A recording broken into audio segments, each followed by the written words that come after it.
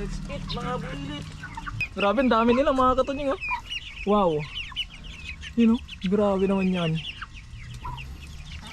Yun pa yung iba oh. Naipon-ipon sila. Oh, hawakan mo na. Ito? Oo, yan. Di ba kung ano yun ito? Hindi ka, yan. Oh, eh. Ay! Lumalawan na. Sabi ko sa'yo eh. Tumaba ba siya? Ang bigat, di ko mabuhat. Gabot. Salo-salo. Salo-salo, ayan oh. Ano pa yun? Lunes hanggang ano? Ang bango. Sige nga, patikim nga.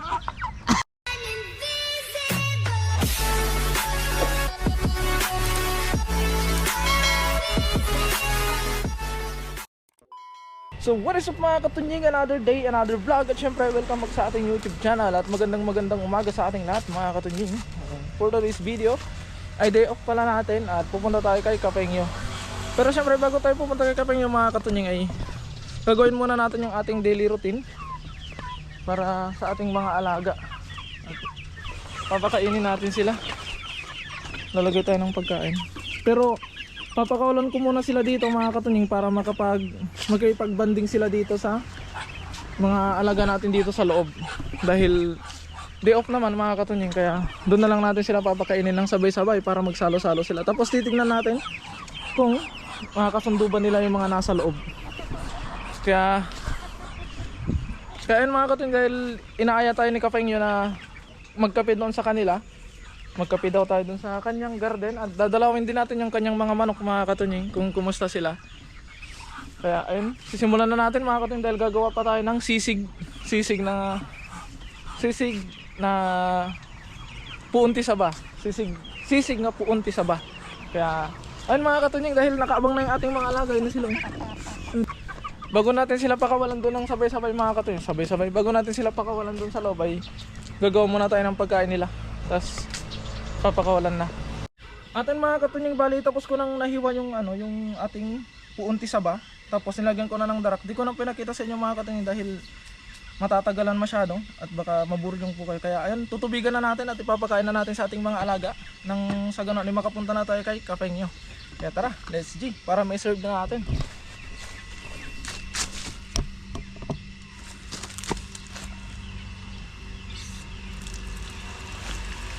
Medyo bibilisan natin dahil si Kapengyo ay naghihintay na dun sa kanyang garden. Dahil dadalawin natin yung kanyang mga manok. So araw-araw natin gagawin tong ganito mga katunying. Para hayahay. Para hayahay.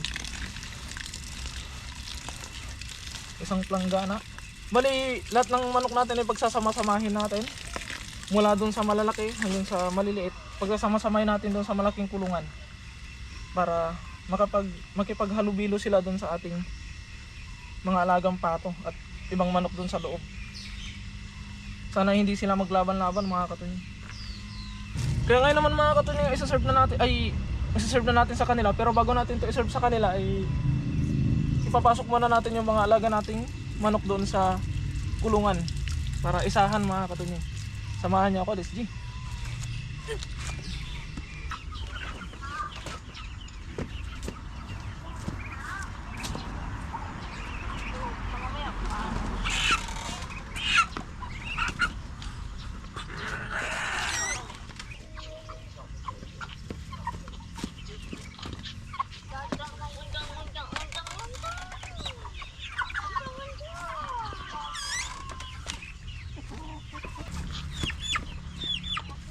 At ayun mga katunying, ang dumi na natin agad.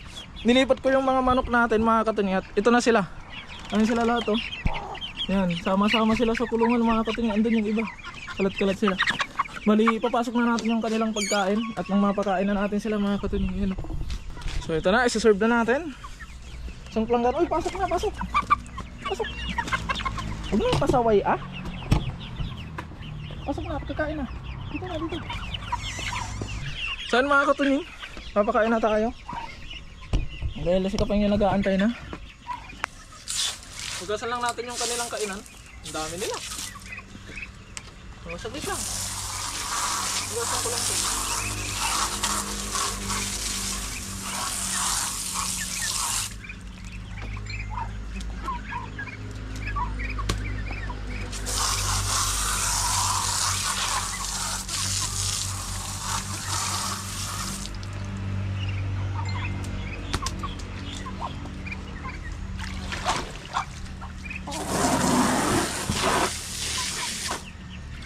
Unahin muna natin ang tubig na ibigay para kapag gusto nilang uminom, pagkatapos nilang kumain, ay makakainom sila. Oh, let's eat! Wala, dito na!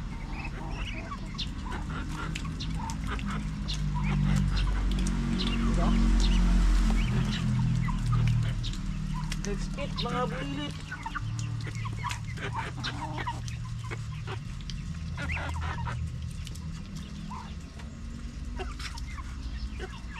Tataba ng mga pato, nakakagigil.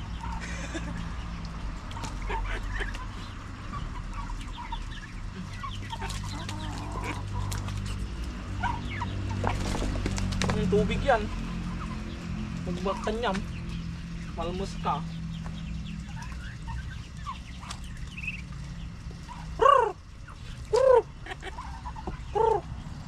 Hindi nila alam tawagin ah. Kumakain na yung kasama yung puti dito. Ayun, dyan pa rin kayo. Nabugawin lang natin yung mga nandun mga kapatid. Panangan ligayan eh. Panangan. Ano yung panangan? Yung panangan dito yun eh. Panangan eh. Hindi no, panangan. Grabe, ang dami nila mga katunying oh. Wow. Yun oh, grabe naman yan. Yun pa yung iba oh. Naipon-ipon sila.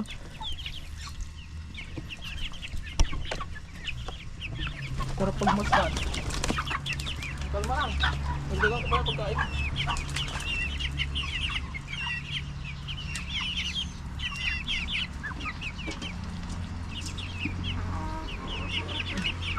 At yun mga katunying, sunagon na natin yung ating daily routine. At ito sila, nakakatuwa lang na ang dami na nila mga katunying.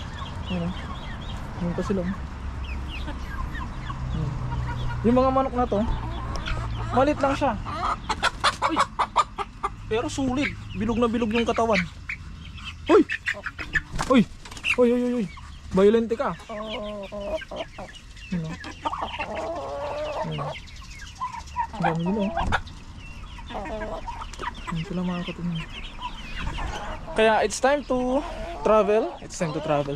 Oras na upang pumunta kay Kapengyo dahil naghihintay na si Kapengyo doon. At dalawin natin yung kanyang mga alaga. Kaya let's G. At ang mga katunyingan, dito na tayo sa hardin ng ating pinaka-poging bossing. Ano siya? Pagkain ng manok. Grabe naman yan. Bossing, sana yung di mo mahawakan ng manok dyan, bossing. Yun, nagpa-practice si bossing. Practice gun wrong.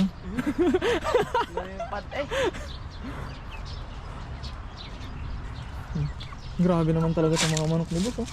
Pumayat nga sila. Ang laki. Hindi na sila kagaya dati na ano. Boss, baka matulog ka. Yun, no? Grabe namang manok yan, Boss. Manok pa ba to? O ostrich? Yan yung malaki, hindi mo mahawakan? Pakainin mo muna sila.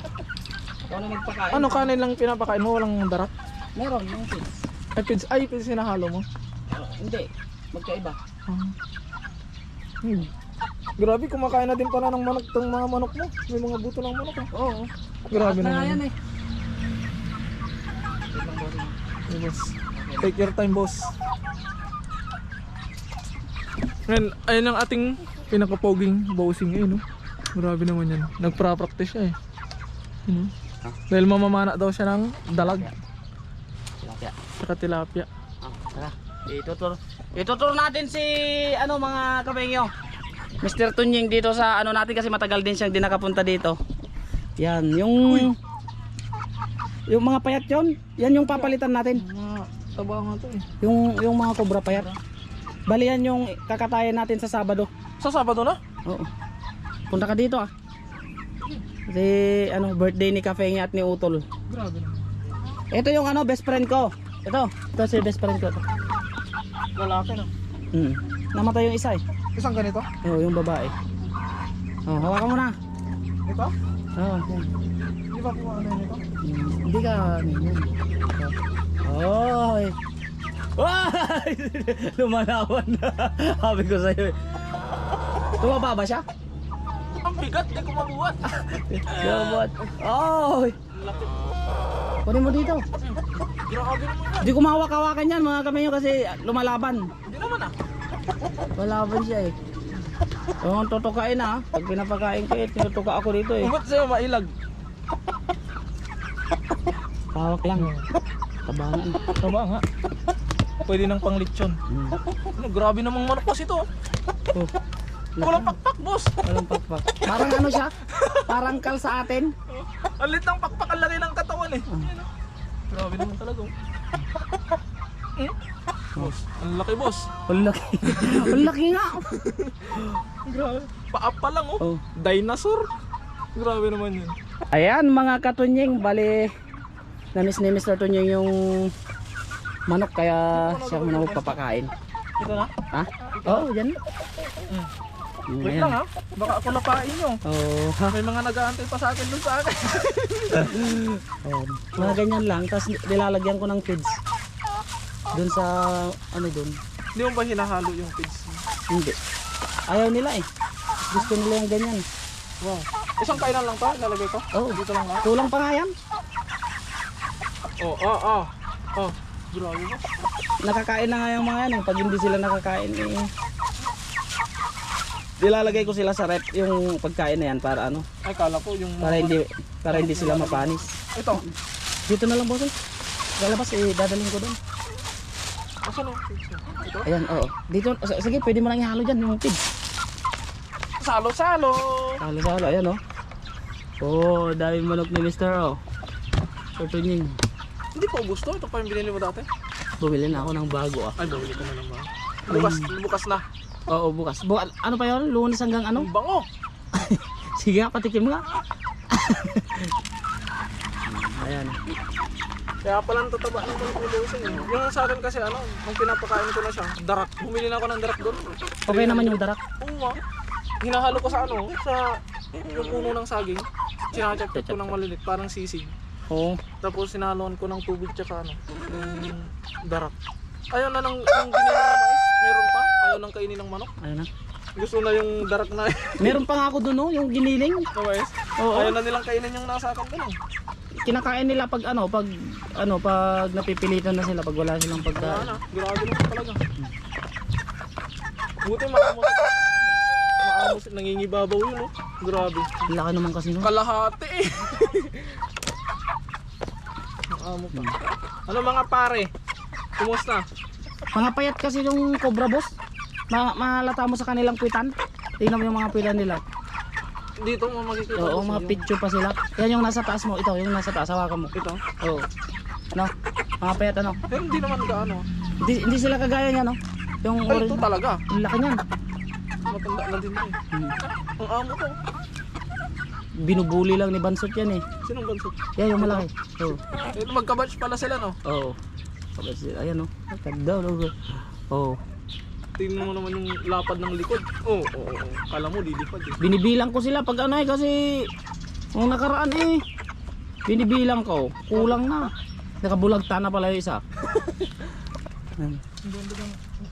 Tama lang na 2 pirasong ampalaya lang yung tinanim ko doon kasi marami namang ampalaya si bossing dito. Kaya kung may oras ka boss, punta ka doon bukas o kaya mamaya. 10 ano yun. Kuha ka ng talong. Dito ka oh yan oh. Tapos, Ayun. ay ito pala, parang bagyo beans na ano, violet. Oo. Violet na bagyo beans. Yan. Grabe naman. Ang daming bunga. Yung iba nahuli kasi ng tanim. Oo. Ito yung nasa gitna. Oo, nasa gitna. Nahuli siya ng tanim. Ha? Talahib. Lemon grass. Maganda pala to pag napoproning siya sa ano? Sa ugot. Sa ugot. Sasanga. Talbos. Nag-ano siya. Wala ka nang makikita. Okra. Okra, ayan oh. Lalaki na ng okra oh. Dito sa'yo lumalaki ng ganyan kapag ako nagtanim ng okra eh. Ganito pa lang eh. Namumunga na.